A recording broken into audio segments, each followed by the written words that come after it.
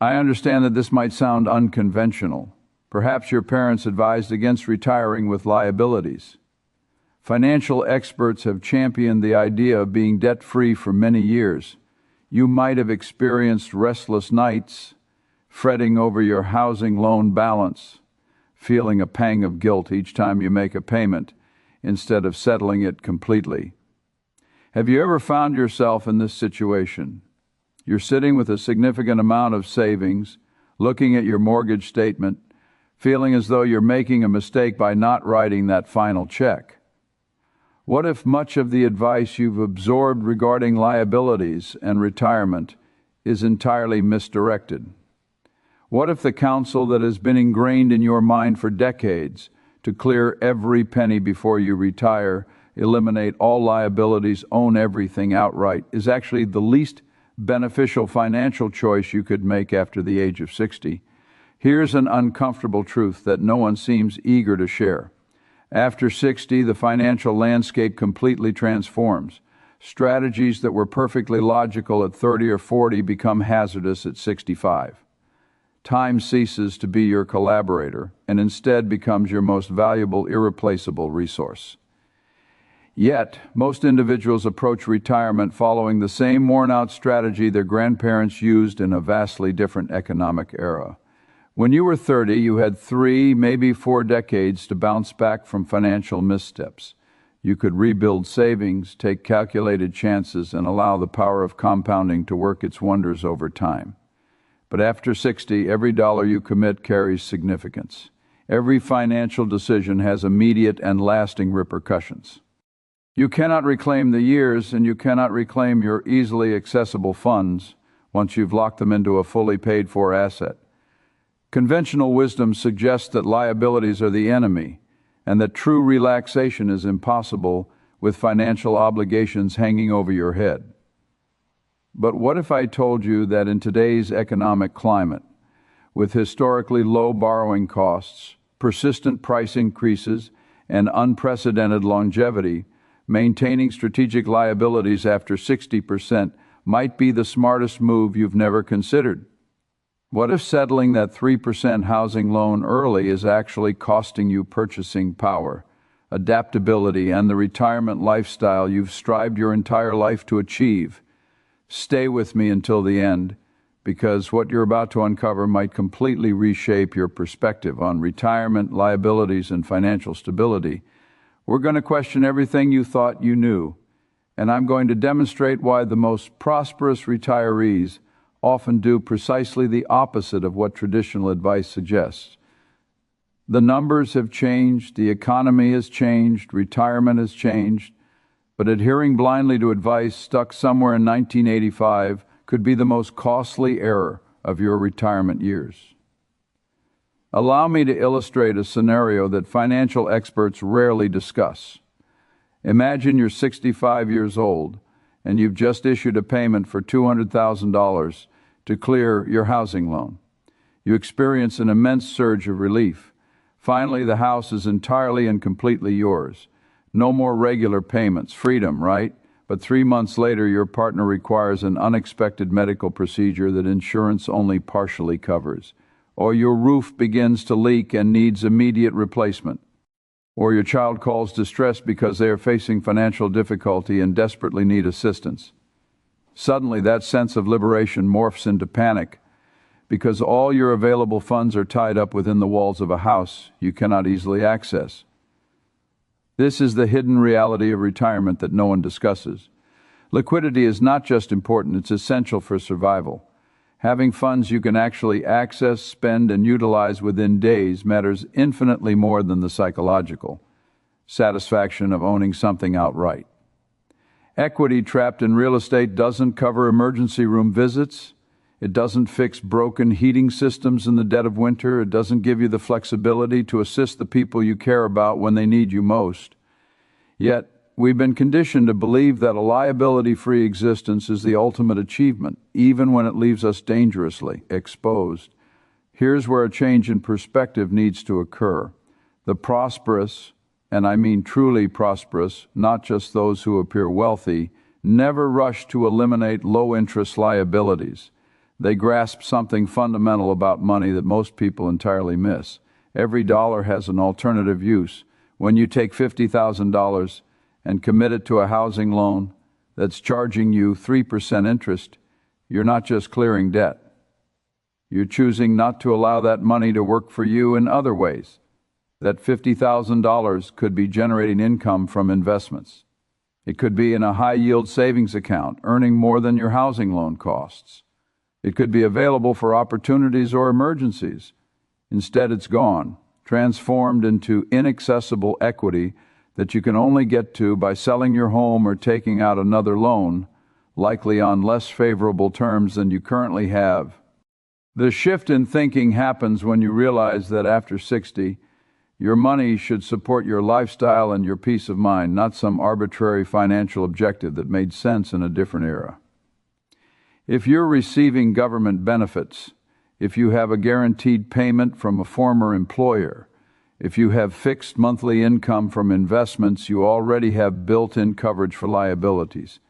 Those payments arrive regularly whether you owe money or not. So why would you deplete your accessible savings, your flexibility, your emergency fund, your opportunity capital to eliminate a liability that your guaranteed income can easily service? The path to financial wisdom often involves unlearning what we thought we knew, and this is perhaps the most crucial unlearning of all. Being liability-free but cash-poor isn't freedom. It's vulnerability disguised as responsibility. The real strength lies in maintaining accessible resources while managing obligations strategically. Now, I want to delve even deeper into this because there's another aspect to this decision that changes everything when you understand how rising prices actually benefit you. There's an economic situation occurring right now that's quietly working in favor of anyone who grasps it and against everyone who doesn't. We're experiencing a period where rising prices are actually reducing your debt for you, and most people are resisting this advantage without even realizing it. Consider it this way. If you have a housing loan at 3% or 4% interest, but rising prices are at 4%, 5%, or even 6%, your debt is literally diminishing in real purchasing power every single year. The dollars you borrowed 5 years ago were worth more than the dollars you're using to pay it back today. That's not a theory or some abstract financial concept. That's a mathematical reality silently working to your benefit. But here's the insight that fundamentally alters the entire decision-making process. When you take a large sum of money and aggressively settle that 3% loan in an environment where prices are rising faster, you're essentially choosing to lose purchasing power. You're trading valuable, flexible funds today for the elimination of inexpensive debt that price increases are already eroding. It's the financial equivalent of swimming against a river's current instead of letting it carry you along. The shift in understanding happens when you stop viewing rising prices as just this intimidating economic threat and start recognizing it as a force that can work for you if you position yourself correctly. And this brings us to perhaps the most critical aspect of this entire discussion: irreversibility. Once you write that payment, once you click that button to clear your housing loan entirely, that decision cannot be reversed. Those funds are gone from your accessible accounts. They've been converted into home equity, which sounds great in theory, until you actually need cash. You can't contact your mortgage company next month and say, "Hey, remember that $100,000 I paid you? I need $20,000 of it back for a medical emergency." It doesn't function that way. You'd have to apply for a home equity loan or line of credit, go through the approval process again, possibly at worse interest rates, definitely with fees attached. And all of this assuming you even qualify based on your retirement income. Being rich in property but poor in cash isn't just uncomfortable. It's genuinely dangerous after 60 when your ability to generate new income is limited. The impact of this decision extends far beyond simple calculations because it affects your autonomy, your options, your capacity to respond to life as it actually unfolds, rather than as you hoped it would. Every financial expert will advise you to maintain an emergency fund, but then many of those same experts will encourage you to deplete that fund plus your other savings to achieve some symbolic liability-free status. The inconsistency is astonishing when you examine it closely. There's also a hidden aspect to this that influences your immediate tax situation.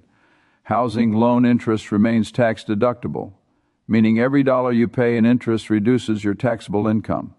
For retirees who find themselves in higher tax brackets, perhaps due to mandatory withdrawals, retirement income, or investment gains, this deduction can be worth thousands of dollars annually. When you eliminate your housing loan, you simultaneously eliminate that tax advantage, which means you could end up paying significantly more to the tax authorities. Sometimes when you factor in the tax benefits, the true cost of maintaining that debt is actually negative. You're being compensated to borrow money when you consider both the tax deduction and the effect of rising prices. These are the behind-the-scenes calculations that sophisticated financial planning considers, but conventional wisdom completely overlooks. What becomes evident through this journey of understanding is that the old rules were designed for a different economic landscape. But there's another layer to this strategy that involves how you can actually utilize that protected capital to generate returns that far exceed your debt costs. Let's discuss something that makes traditional financial experts uneasy: the simple calculation that suggests you can actually come out ahead by retaining debt while investing elsewhere. Imagine you have $100,000 in savings and a housing loan at 4% interest. Traditional thinking urges you to settle that loan immediately. But what if you kept that housing loan and instead invested that $100,000 in a diverse portfolio, earning 7% or 8% annually? The math isn't complex. You're paying 4% on one side and earning 7% or 8% on the other. That difference represents genuine wealth accumulation that you forfeit the moment you eliminate the debt. Now, I can already hear the objections, but investment returns aren't guaranteed. You are absolutely correct. They are not. But here's the uncomfortable truth that no one wants to state openly: neither is living long enough to fully enjoy a fully paid-for house. We're all taking calculated chances every single day. And the question isn't whether to take risks. It's which risks are worth taking. The path toward financial wisdom involves recognizing that trying to eliminate all risk often creates the greatest risk of all: running out of money while you're still alive. This shift in perspective opens up an entirely different approach to managing your finances after 60. Instead of throwing everything at debt elimination, you make your minimum payments, which on low-interest debt are quite manageable, and you maximize your accessible savings and investment accounts. The transformation in your financial position is significant because you maintain options. You can always decide to settle debt later if your circumstances change, if interest rates fluctuate dramatically, or if you simply alter your decision. But once you've settled it, once that money has been converted to home equity, you cannot reverse that decision without substantial cost, time, and inconvenience. Flexibility is the unseen value of retirement. It's worth more than almost any other financial metric because it gives you the power to respond to whatever life throws at you. And life after 60 tends to present many challenges. Medical situations, family requirements, investment prospects, or simply the desire to take that dream trip you've been putting off for decades.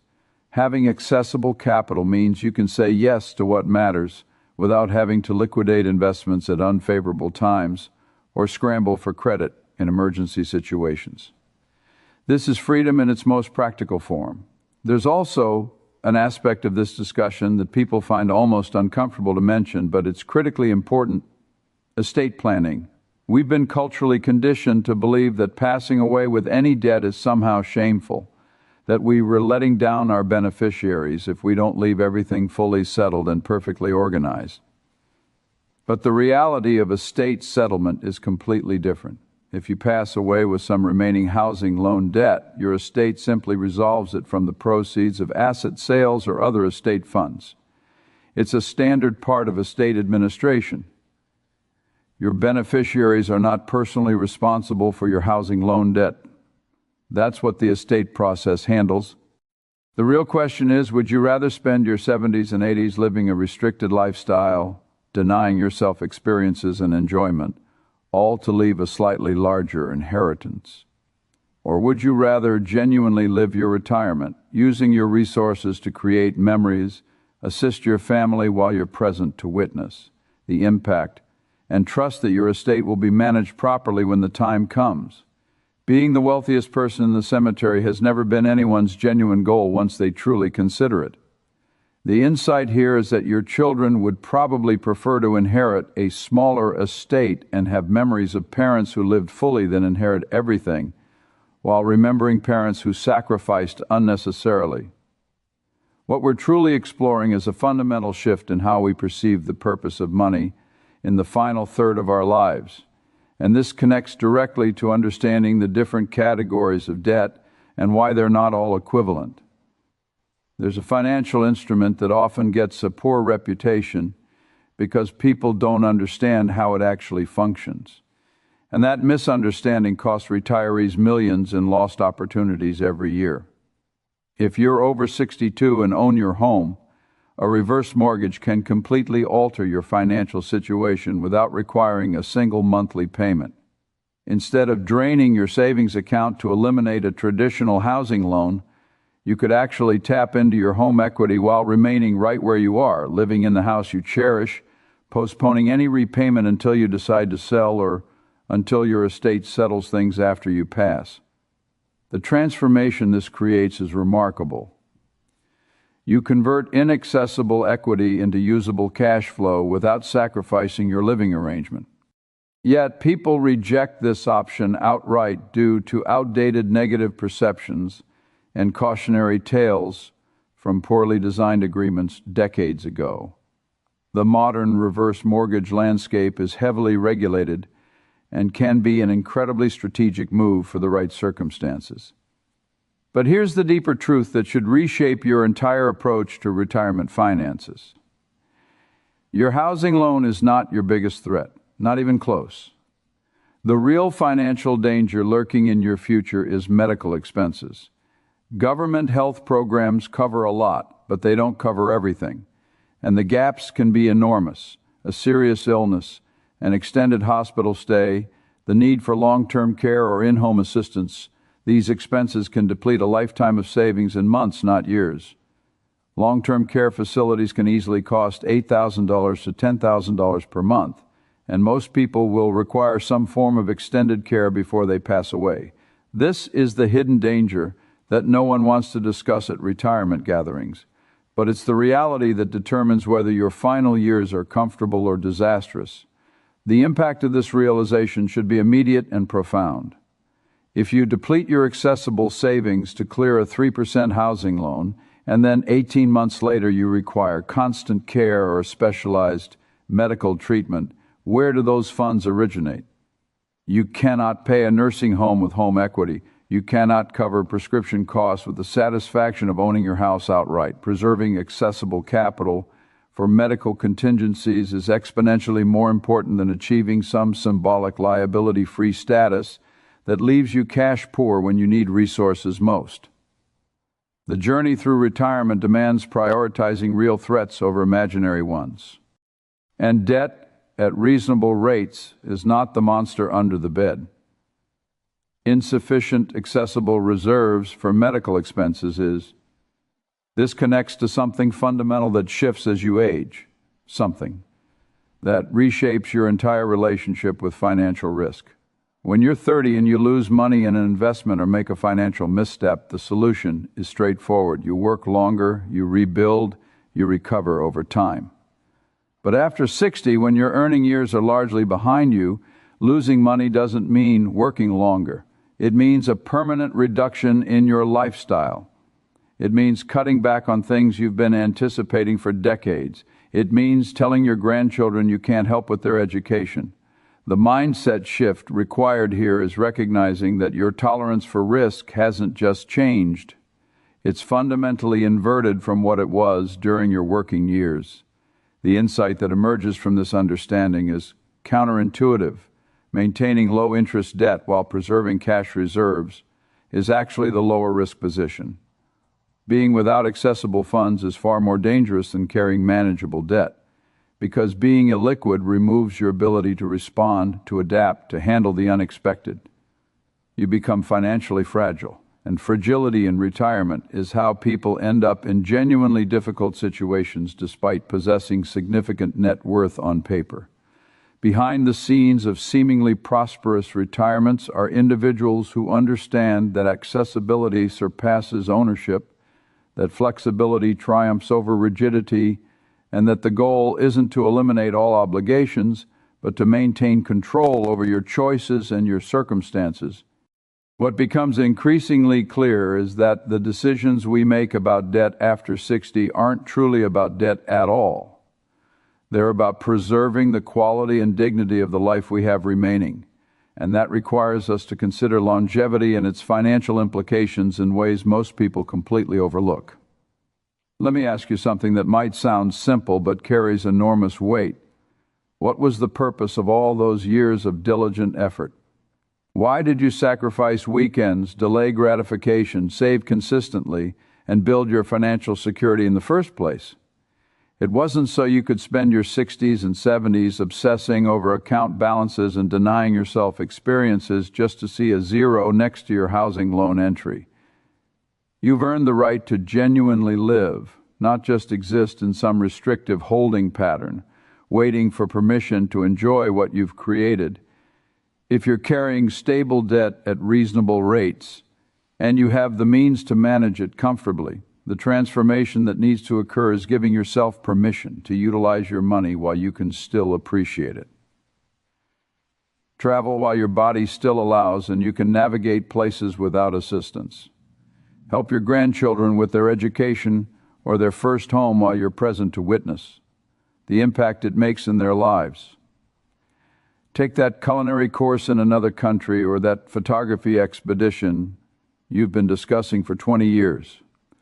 The hidden truth is that experiences have expiration dates, and your health and mobility are diminishing assets whether you acknowledge it or not. Delaying life to achieve some arbitrary financial milestone means you might miss the window entirely.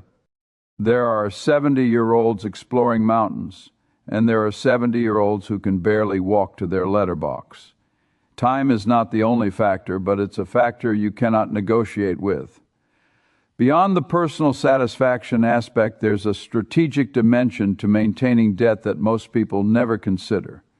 In our current climate of economic uncertainty, having fixed-rate debt while holding accessible assets creates a safeguard that works in your favor regardless of the economy's direction. If inflation continues to rise or accelerates further, your fixed-rate debt becomes increasingly less expensive in real terms, while your accessible assets can be adjusted to keep pace with inflation.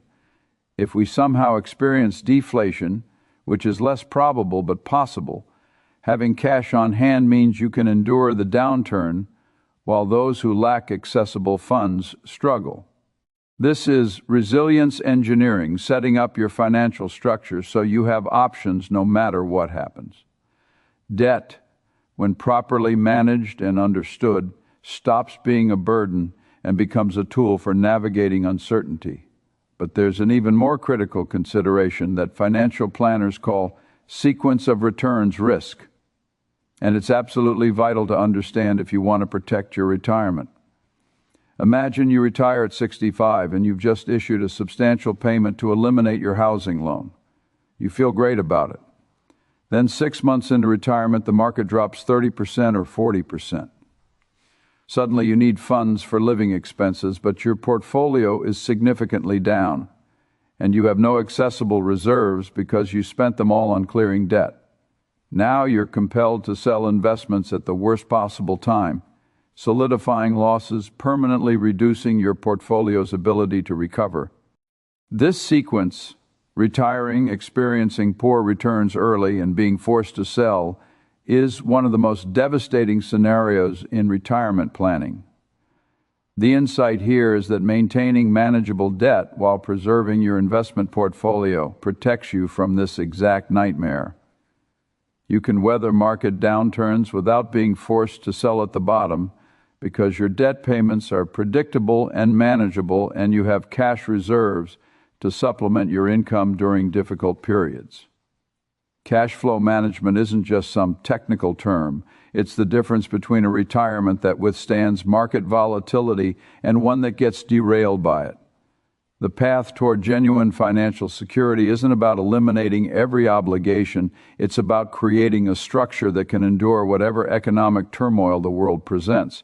What we're truly exploring is how the wealthiest and most financially astute retirees approach debt in ways that are entirely contrary to conventional wisdom. And understanding their approach reveals strategies that can benefit anyone willing to question what they've been told. Here's something that gets lost in all the debt is bad messaging. Not all debt is created equal. And treating a 3% housing loan the same way you treat 20% credit card debt is financially unsound. There's a vast difference between these two types of obligations. High-interest consumer debt that's eroding your finances with double-digit interest rates, absolutely eliminate that immediately. That's financial harm, and it needs to be removed without hesitation. But a low-interest, fixed-rate, tax-deductible housing loan, that's not your adversary. That's actually a sophisticated financial instrument that can work in your favor when used correctly. The shift in thinking happens when you stop categorizing all debt into one alarming group and start evaluating each obligation based on its actual merits and costs. This distinction matters immensely because it shapes every decision you make. Credit card debt at 18% or 20% is stealing from your future with mathematical certainty. A housing loan at 3% in an environment of rising prices with tax benefits is doing the opposite. It's a tool that preserves your flexibility while inflation and tax advantages work to your benefit. Learning to differentiate between destructive debt and strategic debt is perhaps one of the most crucial financial skills you can develop, especially after 60, when every dollar's allocation matters more than ever. Now, I know some of you are thinking about your children right now, worrying about what they'll think or how they'll judge you for maintaining debt into your later years. Here's the reality behind those concerns. If you've raised financially intelligent children, they'll understand completely when you explain the strategy. You maintain manageable debt to preserve easily accessible funds, to protect yourself against medical emergencies, to actually enjoy the retirement you worked decades to achieve, and to be prepared for whatever life presented. A truly financially astute heir would much rather inherit an estate with some remaining housing loan debt and memories of parents who traveled, who were generous, who lived fully, than inherit a completely paid-off house, and memories of parents who denied themselves everything just to leave a slightly larger inheritance. The conversation with your adult children about this should be empowering, not shameful. You're teaching them that financial wisdom isn't about rigid rules. It's about strategic thinking, opportunity analysis, and making decisions that serve your actual life rather than some theoretical ideal. That's a far more valuable inheritance than an extra $50,000 in home equity. This brings us to one of the most powerful concepts in all of finance, something that should fundamentally reshape how you evaluate every monetary decision you make: opportunity cost. Every single dollar you commit in one direction is simultaneously a dollar you cannot commit somewhere else. When you take $100,000 and commit it to a 3% housing loan, you're not just clearing debt, you're choosing not to place that money in fixed income investments earning 5%. You're choosing not to invest it in a stock portfolio that historically returned 7% to 8% over time. You're choosing not to use it for experiences that would enrich your life in ways that no percentage return could ever measure.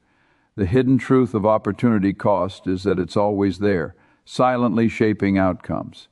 But most people never consciously consider it. They view eliminating debt as purely positive without weighing what they're giving up to achieve it. After 60, this framework should dominate your financial thinking because the impact of opportunity cost compounds just like returns do. Funds not earning returns for 10 or 15 years represents enormous lost wealth. Experiences not taken while you're healthy enough to enjoy them represent lost life satisfaction that you can never recover. The path toward financial wisdom involves recognizing that doing one thing always means not doing another, and the not doing part matters just as much as the doing part. What becomes clear is that the traditional advice to eliminate all debt exists in a vacuum, completely separated from the context of what else you could do with that capital. And understanding this context changes everything about how you should actually structure your retirement finances. There's a risk that financial experts quietly mention, but most retirees never adequately prepare for. And it's not the risk of passing away too soon. It's the risk of living too long. Medical advancements, healthier lifestyles, improved treatments for age-related illnesses. All of this means that retiring at 65 and living to 95 is no longer some distant possibility. It's increasingly common. That's 30 years your money needs to last. 3 full decades of expenses, medical costs, inflation eroding purchasing power, and unexpected emergencies. Now, imagine you depleted most of your accessible savings at 65 to clear your housing loan because that's what traditional wisdom told you to do. You felt great about it for a few years, but now you're 78 and you were watching your remaining resources dwindle faster than you anticipated. The realization hits you. You prioritize the short-term psychological satisfaction of being debt-free, but left yourself vulnerable to the very real danger of outliving your money. The transformation in perspective happens when you realize that longevity risk is far more dangerous than the risk of maintaining a manageable housing loan. Passing away with some debt isn't a disaster. Your estate handles it routinely, but running out of money at 85 while you're still alive and need care, that's an actual catastrophe that destroys quality of life when you're most vulnerable. The path toward genuine financial security means protecting against the risks that actually matter, not the risks that simply feel uncomfortable due to cultural conditioning. And here's something that might surprise you. You're not some anomaly for questioning whether you should keep your housing loan in retirement. Behind the scenes, many financially astute retirees are carrying debt strategically because they understand something crucial about modern economic reality. In a persistently low interest rate environment, debt can actually enhance your financial security rather than diminish it. The negative perception around retirement debt is a relic from a different era, one where housing loan rates were 12% or 15%, and maintaining debt was genuinely expensive. That world no longer exists, and the rules that made sense then are actively detrimental now. You're not irresponsible for thinking differently. You're actually being more financially sophisticated than people who mindlessly follow outdated advice. The impact of this realization should be liberating. There are thousands of retirees maintaining housing loans, preserving accessible funds, and sleeping perfectly soundly because they've done the calculations. And understand their decision serves their actual security rather than some symbolic goal. You're in good company, even if that company doesn't publicly share their strategy at social gatherings due to lingering stigma. There's also a deeply practical consideration that matters more as you age: the mental burden of financial management. Making complex financial decisions, understanding intricate restructuring options, navigating applications for home equity lines of credit or reverse mortgages, all of this becomes genuinely more difficult as cognitive function naturally declines. Having accessible assets in straightforward, clear accounts that you can see, comprehend, and withdraw from with a simple transaction is infinitely easier to manage than inaccessible property.